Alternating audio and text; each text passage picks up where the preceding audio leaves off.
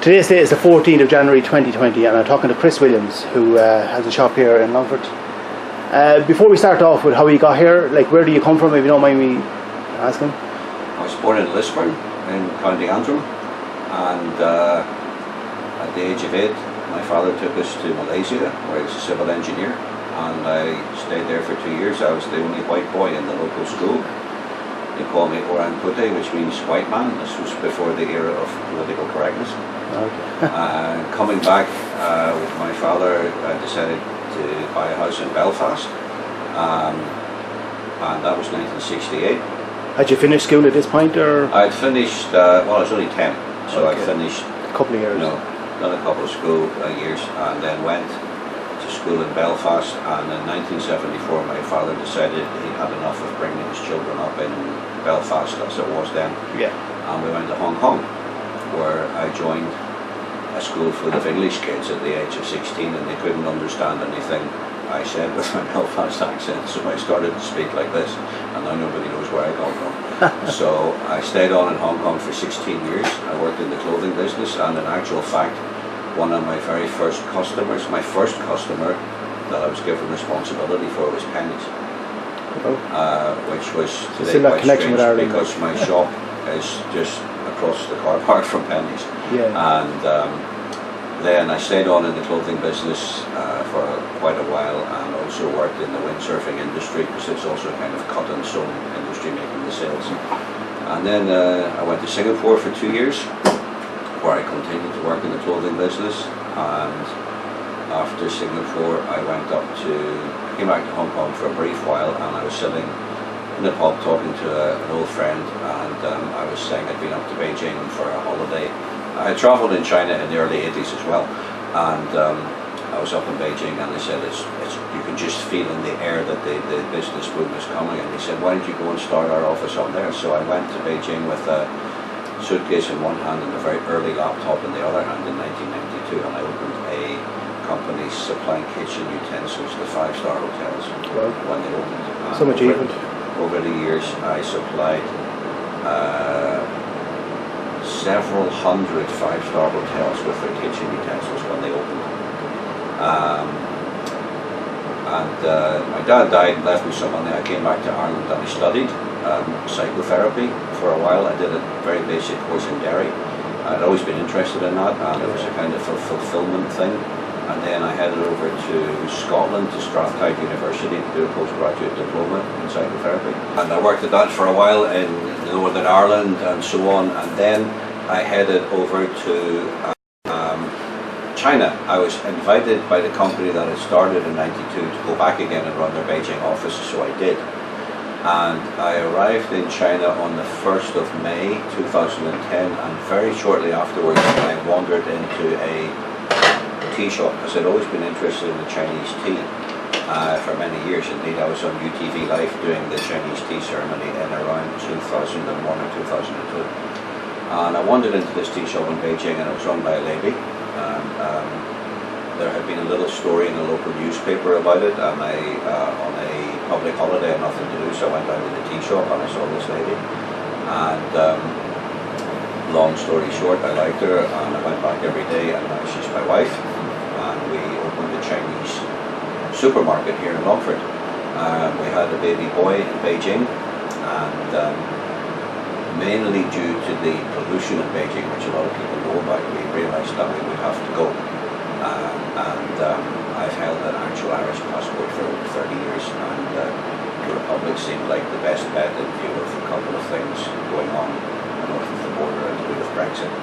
And you picked Longford because it was kind of a good spot, a growing spot, mixed peoples. None of the above. But although those are all true now that I know. We came over here about 4 years ago for holiday. Mrs. said I like it, very nice, so we decided to come. So I was sitting in Beijing with my laptop on my lap looking at house prices in Dublin. Okay. And I was about to sell a house in Portrush, and I was comparing what I get for a house in Portrush with a good value in Dublin. So I was then looking around the internet, and I was on the website of the IDA, the Industrial Development Authority, and they had a little self-promotion on the front page that said 200 jobs created in Longford. And I says to myself, Longford, where's that? And so I looked at the house prices, and I told Mrs. and Longford, so we went. Well, And I came over first before the wife and the son came, and I stayed in the Longford Arms for about 10 days. And I was very fortunate to meet Andy Smith, and he was the landlord's rep for a nice apartment. The landlord was a Northern Irishman, so we lived there for a while. And then we kind of settled in. The boy went to preschool, did a bit of counselling work, and long story short, we got this little lovely premises where we have a shop downstairs and an apartment downstairs. looks like great projects. I'm going to get you to show me around, walk around, kind of explain to people what you have here. Do that, and yep, we'll do. So we'll just do that now. We just do that right now, yeah. So you're going to just show me around the shop what you have here and kind of explain to people that mightn't be fully aware of Chinese food. And apparently these are very popular with the school kids that come in here. I've seen them myself. Yeah.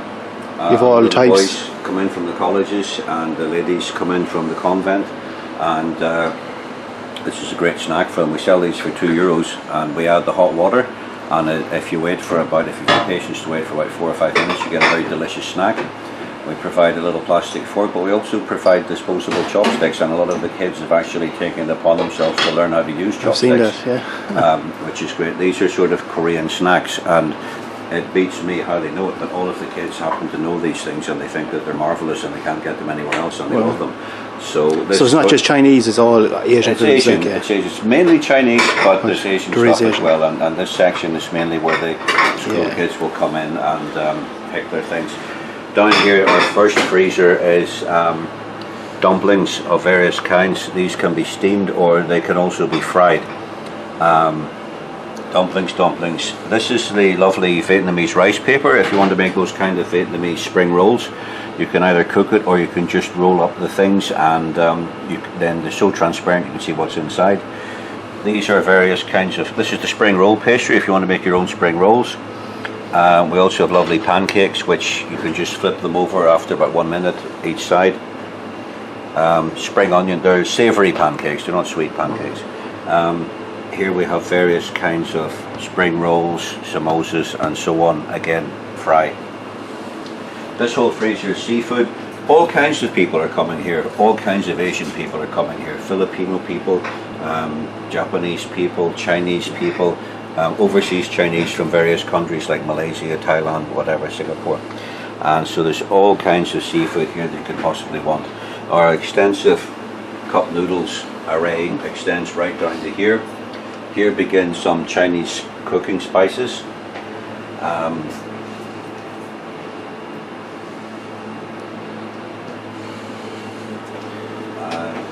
Coming around here, this is the meat fridge, and we've got chickens, ducks, beef rolls, lamb rolls. These are for hot pot, and then fish balls, meatballs, chicken balls, all these kind of things can be steamed. We also sell the soup base for a hot pot, where you put the soup base into some bubbling thing and you can dunk in the food that you want to cook and take it out with chopsticks. These here are the little wrappers. If you ever see in a Chinese restaurant when there's like shredded pigeon meat or some kind of thing, and you just put it in this and wrap it up and eat it. Coming onto this fridge, this is some kinds of vegetables, soya beans, marrow, lime leaves, soya beans again, and then here are the kind of more dessert-ish kind of steamed products. So they all have fillings in them: custard filling, chocolate filling. Pandan is more appealing to the people from Malaysian Peninsula kind of area. Up here, these desserts are ready to eat. This is the bubble tea, which some of the young people absolutely love. There's a kit in here for making up bubble tea, and there's tapioca pearls inside it, which kind of become cooked when you add the hot water to it. It's called bubble tea, and for some reason the young people, they know what it is, and they come in and they go, "Oh, you have bubble tea," and they're bubble tea, and they're delighted. Yeah, and back here you have just more sweet stuff for the sweet tooth. This is snacks that would more appeal to the Asian people. They'd be familiar with them. I sort of grew up with these in Hong Kong, the White Rabbit sweets. And again, we decided to have, these are the snacks, Chinese snacks. Down here is the drinks. And the drink. This is the hot section of drinks, but here we have got like this is a Chinese tea, which is sweetened with natural cane sugar. This is a Chinese herbal drink as well. This is the Pokemon range of drinks, which the young all like very much. And then you have specialised tea. We have a specialised tea over here. If you want to walk around here and see this, this tea here comes very tightly wrapped in leaves, and you put it into a nice big tall. This is actually a pint glass, and you add boiling water, and the tea will actually unfurl itself, and there's beautiful flowers inside. And apart from that, you're actually able to drink the tea. And the whole process of it actually opening up takes around 3 or 4 minutes. And it's a very nice meditative kind of process. You know, if you want to set it on your dining room table and sit down in a quiet moment and add the water and just sit there and watch it open up, it's extremely You get beautiful. many cups out of it, like once you've drank it, you can get... The quality of tea that we have in here is very robust tea, which means you can add water to this maybe 3, 4, 5 times. So you could add water basically, and through the course of a day you'd be getting 5 pints of tea out of it, and that would still have strength. It's not like a tea bag, it's strong, good tea. Oh yeah, you have more stuff over here. This is a nice looking wall here as well. This like is a fabulous collection of Chinese cooking ingredients, and first of all down at the bottom we have all the different kinds of rice. Beautiful Thai long grain rice, sushi rice, special rices, and then some brown rice noodles and so on. Coming up we have many kinds of cooking ingredients, and another section of noodles that are ready made, and this gives you a huge choice if you want to be making your own noodles. These are pickled or preserved vegetables that you can add into the noodles, so these two go together. Here's more dried noodles, and then various, very much for Chinese people, it's different kinds of fungus, which are obviously mainly mushrooms but also basic fungus. So if you come round to this side here, you'll see actual, where you can really see it's fungus, and and here's a black fungus, and this is popular with Chinese people as well. You actually put this in water and it comes back. It's a dried product. Again, many kinds of cooking sauces, including like delicious satay sauce, where you can, you know, if you get a skewer and chicken and satay and a barbecue, it's exactly what you're getting in an Indonesian restaurant. All of the different kinds of soy sauce, squid sauce, fish sauce, everything, including this. You see the writing here, this is Thai. This is a Thai kind of a product. This is for your Thai curries as well. It'd be very popular with chefs then who like to think they're good cooks now. We've had chefs, if you're talking about people who like to cook at home but are more like a chef, yes, definitely. And also we do have various restaurants in town pop in from time to time to top up stuff that they don't have in stock at the moment. So then this is a sort of normal drinks fridge, although we do have interesting things. Again, this is the Asian theme. These here are the interesting little kinds of drinks, and these quite often have things in them. This has got coconut meat in it as well. You can see it maybe there moving around. And then this is a soybean drink that I grew up on in Hong Kong, and a chocolate soybean and chrysanthemum tea, lemon tea, coconut milk. This is various kinds of Chinese tea as well. So that's a rich variety for people. A rich variety of all kinds of things, Chinese and Asian. With the focus on Chinese, but we have a lot of Asian. One thing I must show you as well is these fabulous pears. These are huge. They are full of juice and they're super crispy. They're fabulous. Never seen that size before. No, plenty of. And then you may have earlier captured our donut machine at work. Every day from 11 till 5 we have fresh donuts coming out of this, fresh hot donuts, which actually is quite rare nowadays, but those are donuts as I remember them. Yeah, there's not many places in town you get fresh donuts. I don't think there is any. I think this is the first place I know of. It is. And I think so you're starting your own Chinatown here in Longford now, so we hope you kind of started the ball rolling. We hope so. Right. Okay, and I see you have lots of gift kind of stuff here from Asia as well, the various things. My wife is one of of China's 56 ethnic minorities. She's one of the Yi people, that's Y-I, and they're from the southwest of Yunnan province, which is bordered by Burma, Laos and Vietnam. So these are the ethnic handicrafts of this province. Here we also have this presentation case for tea. It's made out of walnuts, it's silk lined, and so if you're giving someone a gift of tea, a tea cake, you put it inside that and hand it over like this. As I said, these are the ethnic handicrafts where my wife comes from. Shoes. This is the Chinese clothes. These are kind of throws or scarves. Then we come to a large amount of things which are to do with Chinese tea ceremony. And my wife and I actually met because of the Chinese tea ceremony in her tea shop in Beijing. And that is actually the date that we met there.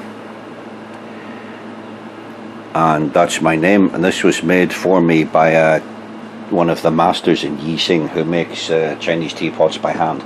Well, he made it by hand. Yes, and they have a tremendous reputation. So you go down there and you tell them you'd like one, and we were looking around the place, and you pay them up front, and 2 months later it arrived by DHL in Beijing. So these are real craftsmen that spend their lives at this, like, it's not... Well, there's a league table of who's the top craftsman. Yeah. And if you go to the tea market in Beijing, to the shops that sell the teapots, a teapot that size, the most expensive one I saw would have been, and I haven't got my numbers wrong here, it would have been €100,000. Wow. For a teapot that size, because it was made by the number one, and someone who was number one might be 80 years old. Wow. He would have been doing this since the It's akin to like a samurai sword, but just a different similar level. kind of a thing. But, yeah. yeah. It comes from one part of China where the clay is particularly good. It's a kind of purple colour, so the pot is actually called jizao, which means purple clay pot. I knew they liked their tea, but I didn't know it at this level, like kind of... It's a very advanced level of tea culture, and in fact a lot of people know the Japanese tea ceremony, but the Japanese tea ceremony is merely the Chinese Song Dynasty tea ceremony. Okay. And the Chinese have moved on and evolved, and Taiwanese have also got their own special way of making tea, so it's constantly evolving and new things are happening. The cake is pressed, the tea is pressed into cakes, and here you can see, if I can get it open, a tea cake, and it was pressed into cakes hundreds of years ago for the purposes of transportation, because the tea was delivered to, and there's a little ticket of its authenticity and the factory that it came from in China.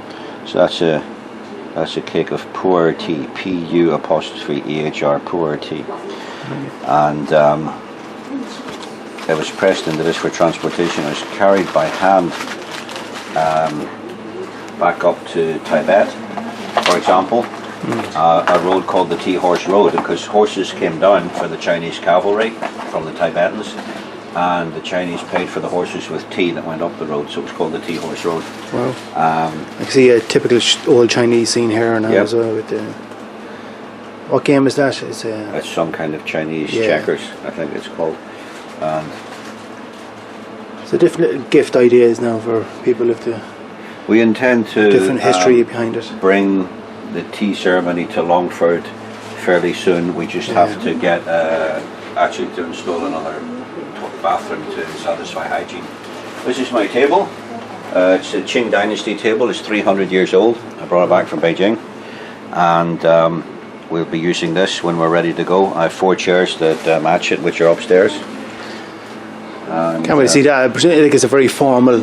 Every move is very important. Like the tea, it wouldn't have the same formality as the Japanese. Okay. The Chinese tea ceremony is more about friendship, and the Chinese have a saying, which means the 5 oceans and the 4 lakes bring friends together, which means people come together with friends. And whenever you pour out the teacup, they fill the tea 7/10 with tea, because they say it's 3/10 filled with friendship. So. So the philosophy ceremony is very much about creating friendship and enjoying the tea. When you pour out the tea, you would make the tea in this or a pot, and when you pour it out, you put it through a filter into this little thing here, and that means that the brewing process has been halted. and then you pour out a little bit for each person, and then you can taste it, and then you can compare because each person is tasting the same tea. If you poured it out of a Western style teapot, the first guy would get slightly weaker tea, and the last guy would get slightly stronger tea, so you wouldn't be talking about the same thing. So it's just an extra kind of process that everybody can equal, like. Yes. Yeah. Okay. And here we have various tea cakes that we brought back from China. So we're looking forward to that extra step, which we'll probably do it now. We have a lamp here that I had in my Chinese tea house. I had a Chinese tea house in my garden in Northern Ireland. These are actually the window frames from it. And that's the sign from outside the little wooden building that says Tea House, Taiwan. Very good. Yeah. I love that design, that Chinese design of the wood. And I had them made by a craftsman in Coleraine. wow. And he said, what? He was joking, he said, what, is that all you want me to do? I think they were about 80 quid English money each, they weren't cheap. Wow. I wouldn't think so. Not easy to Bit of make. work on that now, like. But I'm glad I got them. And then Good stuff. a master painter who served his time. Is there a philosophy behind that? And like in most buildings and stuff have that kind of around the front of the house. There's a lot of stuff to do with feng shui. Feng shui. Which I don't understand. I know a little Fully, bit, like, I don't understand too much. Okay. And it is quite a big part of Chinese culture. But it looks good anyway, like this. Okay.